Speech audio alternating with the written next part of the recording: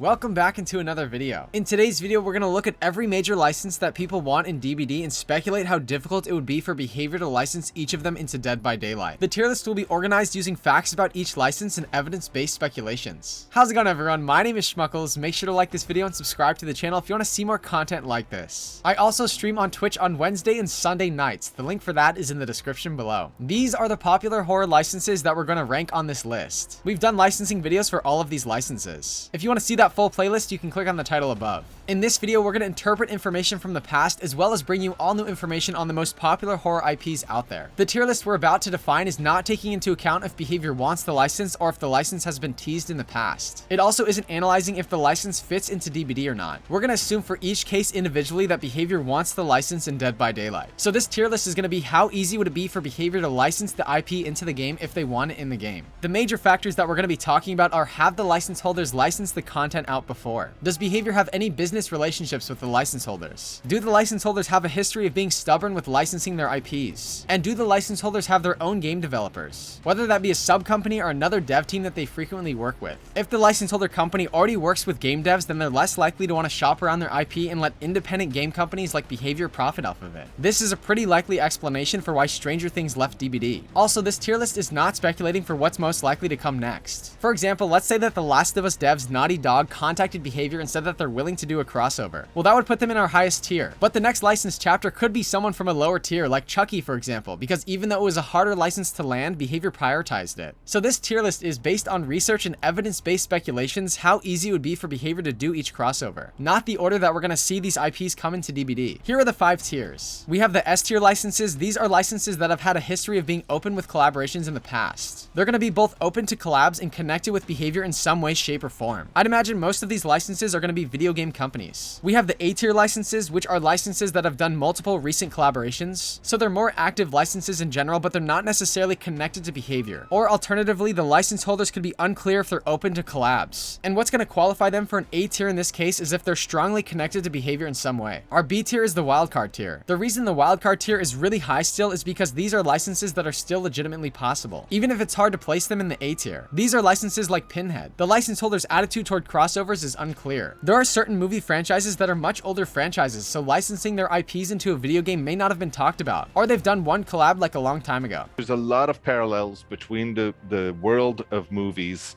and TV and the world of video games, and there's more and more obviously every day, but there's also a bit of a disconnect in some areas, especially when you talk to maybe people that are a little more old school, like Hollywood, and video games are sort of this little thing that, you know, it's a different thing. They're doing their thing, it's fine, but Hollywood is Hollywood, and it's not the same. Anything B tier or above seems like it's actually on the cards for an upcoming chapter. C and F tier licenses aren't impossible, but based on our research, they're really low odds. So our C tier licenses are going to have had no outside collaborations since the creation of the IP. On top of no outside collaborations, typically they're going to come from really big franchises. Most of them are big companies, so it's hard for behavior to reach them. Maybe the license holders have their own interactive company or have gaming plans with their own company, like all of the Netflix IPs, for example. Or maybe they've been stubborn with their licenses in the past. And the F tier licenses are licenses that are legally impossible. The first license we're going to talk about is Friday the 13th. Entertainment lawyer Larry Zerner recently commented on the status between Victor Miller and Horror Inc. We were talking about the lawsuit, of course, the infamous lawsuit that's now over, and I understand. Well, is it actually over? I mean, is this it? Is there? Pretty much. Okay. I mean, they, like I said, they can try and get to the Supreme Court, but it's not going to happen. Yeah. So. Yeah.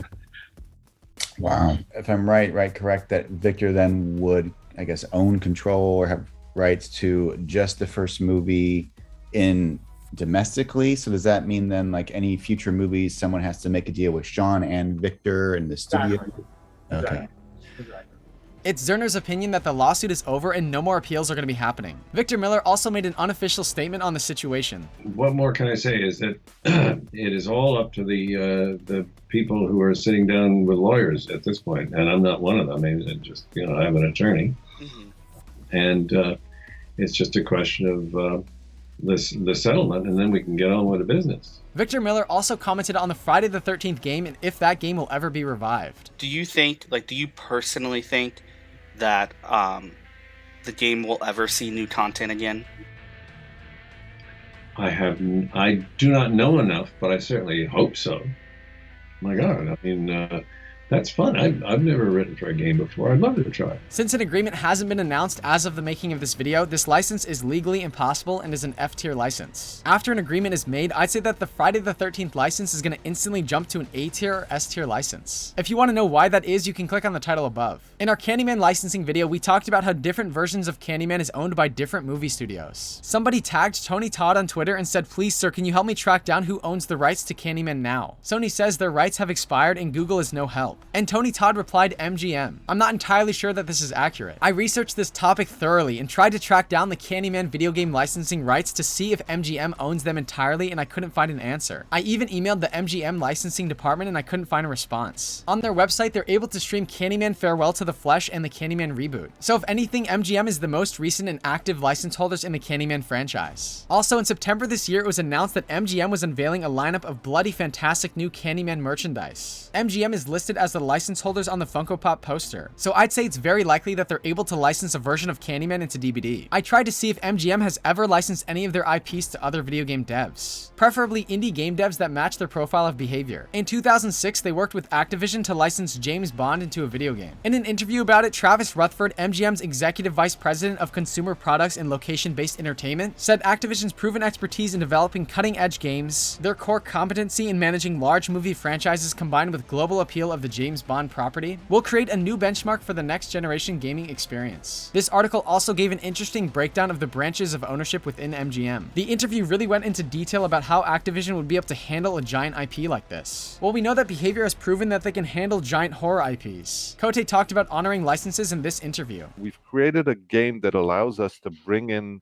characters and to pay our respects to these legends using the language of the gameplay mechanics of Dead by Daylight. People now see, we've shown time and time again, that we are able to respect the property that they've created and pay homage to what they stand for and honor them in a way that is respectful, and it's just a great way to showcase what your universe is. Since Candyman has never been licensed into a video game before, I'd say the intentions of the IP owners is unclear. Also, Behavior has never worked with MGM before. This places Candyman in our wildcard tier. The Bioshock franchise is owned by 2K Games. Behavior has collaborated with 2K Games for Borderlands their prequel for Nintendo Switch in 2020. And since then, they have listed Bioshock as a possible license that they could bring into DBD. 2K Games has done several Bioshock collaborations in the past, all of which are listed here. Therefore, Bioshock is an S-tier license on our tier list, since Behavior seemingly has all the connections necessary to bring this chapter into Dead by Daylight. The original version and the reboot version of Chucky is owned by MGM, which for the same reasons we talked about for Candyman qualifies him as a wildcard license. Universal Pictures also owns a version of Chucky. They shared the Chucky license with a small independent game company called Tick Games in 2011. Tick Games talked about the Chucky license during a promo video trying to gain support for this Chucky game.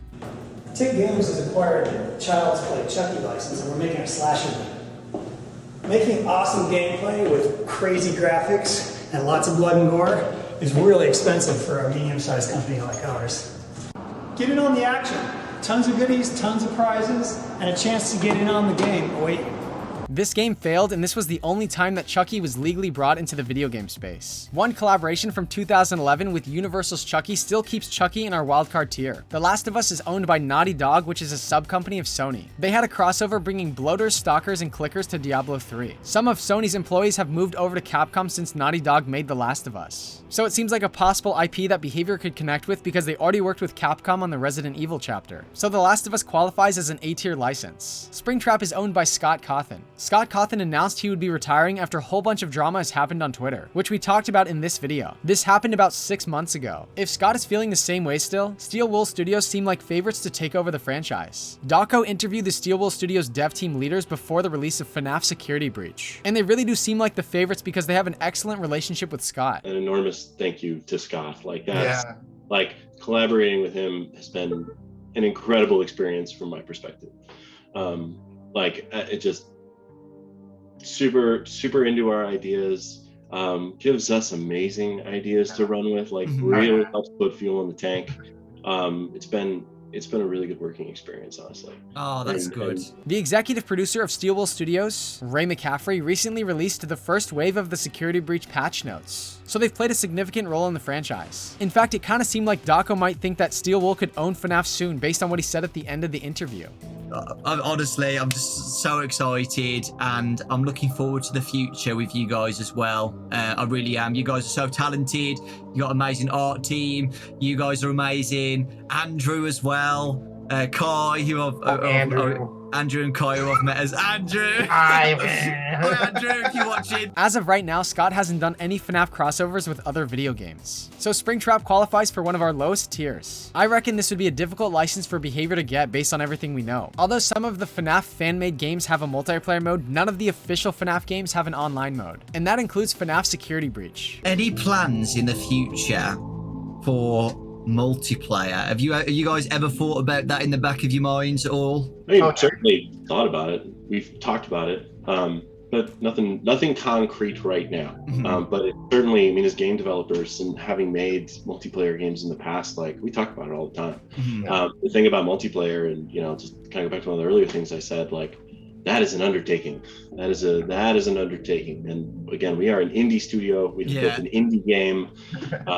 Building something that, to Jay's point, honors the series. So there's giant potential for future FNAF games with a multiplayer mode. Apparently the Steelwool Studios devs were toying with this idea in an earlier game. I'll throw one thing in there though, just for fun and because I love you and I think this will be a lot of fun, is when we were working on Help Wanted, we actually did a couch co-op multiplayer mode that never got finished. It never made it. Yeah. But we were playing with it, where one person is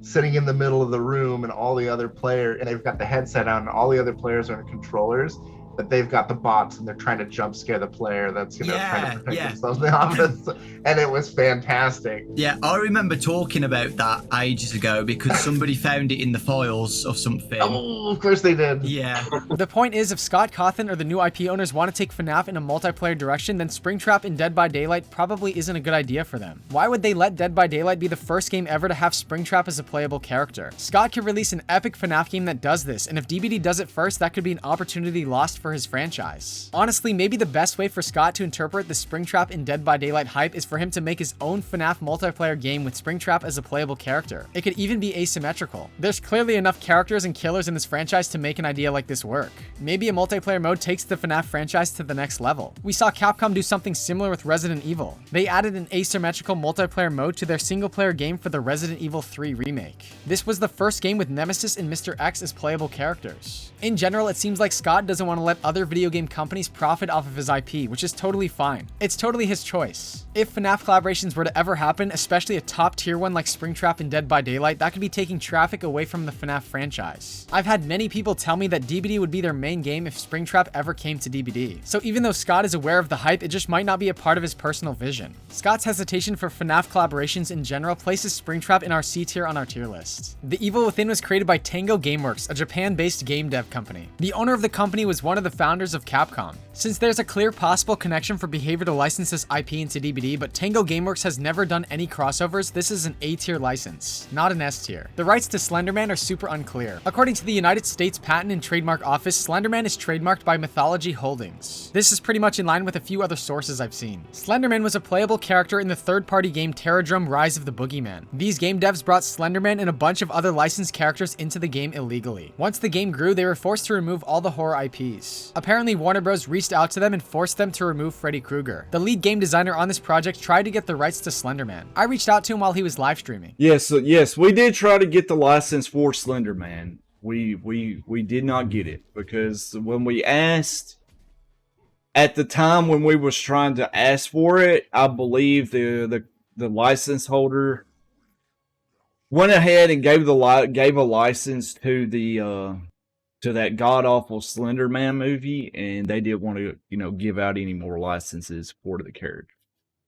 based off of what I remember happened. Since the license holders appear to be hesitant to share this IP, this places Slenderman in our C tier. Slenderman hasn't been licensed anywhere since Sony's Slenderman movie in 2018. Pennywise is owned by New Line Cinema, which is the same license holders who licensed Freddy Krueger into DBD. However, in September 2018, Matthew Cote admitted that they'd reached out to the Pennywise license holders and that they had gotten a no. We featured that in this video. If you want to see that video, you can click on the title above. Behavior has since listed Pennywise as a possible license on their satisfaction survey, so I'm not entirely sure if the status of this license has changed or not. Since the license holders of Pennywise have said no and we haven't heard anything since, that places Pennywise in our C tier. Warner Bros. Also has their own video game publishing company, Warner Bros. Interactive. Behavior has worked with this company before and helped them develop some video games. But still, the fact that the Pennywise license holders have said no, that qualifies Pennywise in our C tier. Alien and Predator are both owned by 20th Century Studios. Both of these IPs were licensed into Mortal Kombat and Fortnite, and both of these collaborations were pretty recent. I'm not sure if 20th Century Studios would be willing to share this IP with Behavior, so this information alone places them in our B tier. 20th Century Studios is a sub-company of Disney. John T. Drake is the vice president at Disney for video game licensing for 20th Century Studios. We learned this through Disney's collaboration with the Sea of Thieves devs earlier this year. However, Predator is in the middle of a lawsuit, which led us to believe that the licensing rights could be frozen. Well, since we last talked about the lawsuit, there's an official date in which the writers will regain the US rights to Predator. So this lawsuit is nothing like the Victor Miller Friday the 13th lawsuit, because Horror Inc. was claiming that Miller wasn't the original writer. So that caused that lawsuit to drag on and froze the Jason Voorhees rights. I'm not stopping anything. All I did was apply for something that Congress gave me in 1978. Yes. Boom.